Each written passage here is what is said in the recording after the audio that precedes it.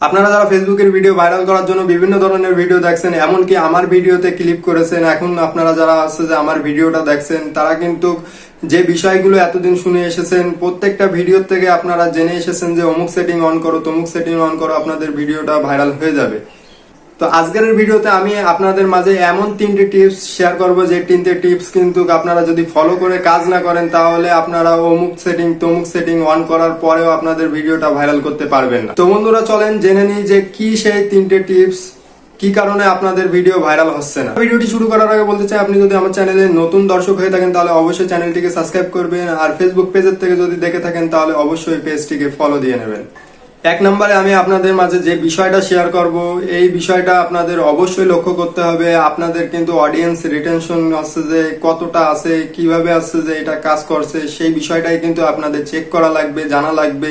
আপনারা যদি আছে যে আপনাদের এভারেজ ভিউ কিরকম আসছে প্রত্যেকটা ভিডিওর থেকে, আপনাদের আছে ভিডিওটা ভাইরাল হওয়ার জন্য কিন্তু এভারেজ ভিউ কিন্তু আছে যে খুবই গুরুত্বপূর্ণ। আপনাদের ভিডিওতে যদি এভারেজ ভিউ বেশি না আনতে পারেন তাহলে কিন্তু কখনোই আছে যে আপনারা অমুক সেটিং তমুক সেটিং অন করেও আছে সেই ভিডিওটাকে ভাইরাল করতে পারবেন না। তো অবশ্যই আপনাদের ভিডিওতে আছে যে এভারেজ ভিউ আনার চেষ্টা করতে হবে। আপনাদের ভিডিওতে যত পরিমাণ এভারেজ ভিউ আসবে তত পরিমাণ কিন্তু আছে সেই ভিডিওটা আছে সাজেস্টে যাবে এবং আছে এঙ্গেজমেন্ট আসবে, ওখান থেকে ওই ভিডিওটা ভাইরাল হবে।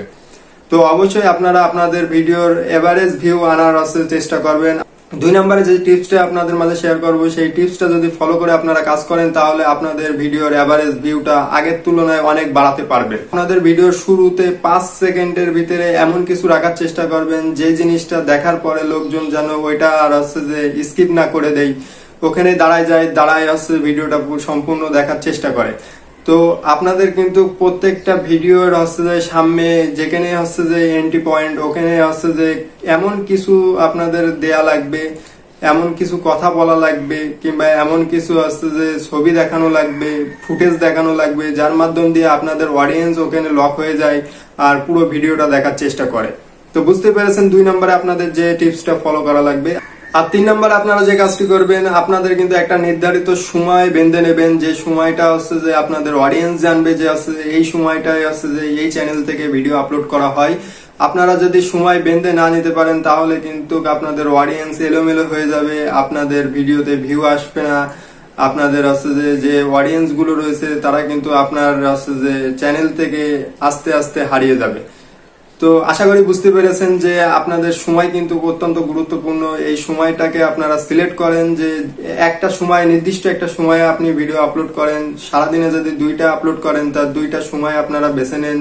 আছে যে যদি সকালবেলায় আপলোড করেন তা রেগুলার আছে আপনারা সকালবেলায় আপলোড করেন, যদি বিকেল বেলায় আপলোড করে থাকেন তাহলে রেগুলার বিকেল বেলায় আপলোড করেন, যদি সন্ধ্যেবেলায় আপলোড করেন তাহলে রেগুলার আছে যে আপনি সন্ধ্যাবেলায় আপলোড করেন। এতে আপনাদের অডিয়েন্স জানবে যে আছে যে আমরা এই চ্যানেল থেকে অমুক সময় আছে যে ভিডিও দেখতে পারবো। এতে কিন্তু আপনাদের আছে যে রেগুলার অডিয়েন্স আছে তারা যদি আছে যে আপনি ভিডিও ছাড়ার সাথে সাথে এসে দেখে তাহলে কিন্তু ওই ভিডিওতে ভিউ আসবে অতিরিক্ত ভিউ আসার কারণটাই হচ্ছে সে আছে আপনার রেগুলার অডিয়েন্স।